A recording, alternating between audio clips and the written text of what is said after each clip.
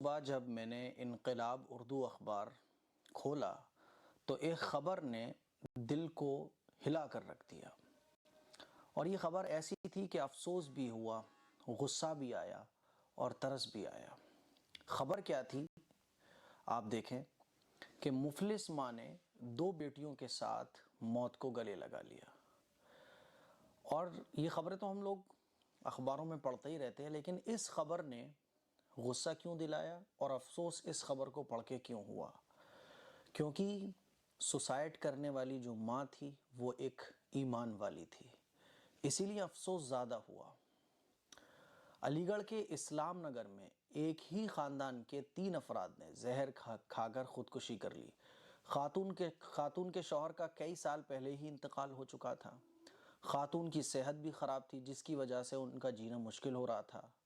اسی لیے ماں اور 2 بیٹیوں نے زہریلی چیز کھا کر خودکشی کر لی۔ غربت کی وجہ سے ماں اور دونوں بیٹیوں کی زندگی مشکل ہو گئی تھی۔ تینوں نے روٹی کی فکر میں زہر کھا کر خودکشی کر لی، اور 55 سالہ یہ ماں تھی جن کا نام نگینہ تھا، اور یہ کرائے کے مکان میں 2 بیٹیوں کے ساتھ رہا کرتی تھی۔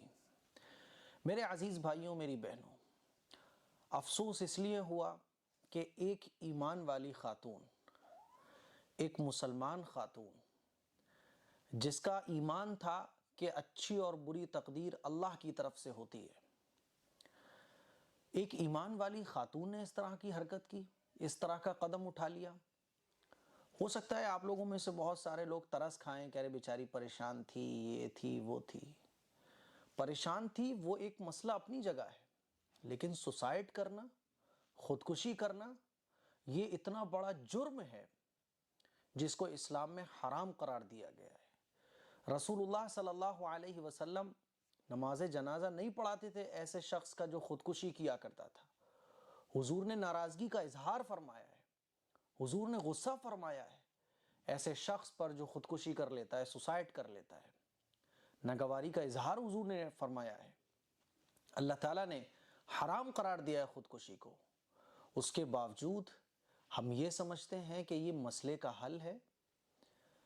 کیا ہو گیا ہم مسلمانوں کو؟ یہ واقعات خودکشی کے غیر مسلموں میں ہم لوگ سنتے تھے، ان کو تو چلو اللہ اور اللہ کے رسول پر ان کا تو ایمان ہی نہیں ہوتا، ان کے پاس تو کوئی سیٹ اپ ہی نہیں ہوتا آخرت کا، دنیا کا۔ الحمدللہ ایمان والے کے پاس تو اچھی اور بری تقدیر پر ایمان لانا یہ ایمان کا حصہ ہے، کہ جو کچھ اچھا ہوتا ہے وہ اللہ کی طرف سے ہوتا ہے، جو کچھ برا ہوتا ہے وہ بھی اللہ کی طرف سے ہوتا ہے۔ ایک ایمان والا اپنے معاملات کو اللہ کے سپرد کر دیتا ہے، ایک مسلمان اپنے معاملات کو اللہ کے ذمے دے دیتا ہے کہ اللہ تو ہی ہے ان مسئلوں کا حل نکالنے والا۔ تو اس طرح کے قدم اٹھا لینا یہ بہت غلط ہے۔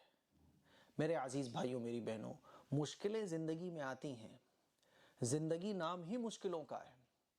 اچھائیاں بھی ہوں گی، برائیاں بھی ہوں گی، کبھی بہت مزیدار زندگی گزرے گی، کبھی بہت مشکلوں میں زندگی گزرے گی۔ اس کا مطلب یہ نہیں ہے کہ آپ اللہ سے امیدیں توڑ دو۔ قرآن مجید میں اللہ تعالیٰ ارشاد فرماتا ہے کہ اللہ کی رحمت سے تم مایوس مت ہو۔ اللہ کی رحمت سے مایوس ہونا یہ کفر ہے۔ تو پریشانی، حالات یہ زندگی کا حصہ ہیں، ان سے مقابلہ کرنا چاہیے۔ حضور علیہ السلام نے فاقے فرمائے ہیں، حالانکہ بڑے بڑے پہاڑ سونے کے بن سکتے تھے، حضور کے صدقے میں تو یہ ساری کائنات بنی، لیکن حضور نے فاقے فرمائے، صحابہ اکرام نے فاقے کیے۔ فاقے تو یہ اللہ کی نعمت ہے اگر ان پر صبر کیا جائے اور نعمتوں پر شکر کیا جائے۔ اسی لیے حالات زندگی میں چاہے جتنے خراب آ جائیں، کبھی بھی مایوس اللہ کی رحمت سے نہیں ہونا، نا امید نہیں ہونا۔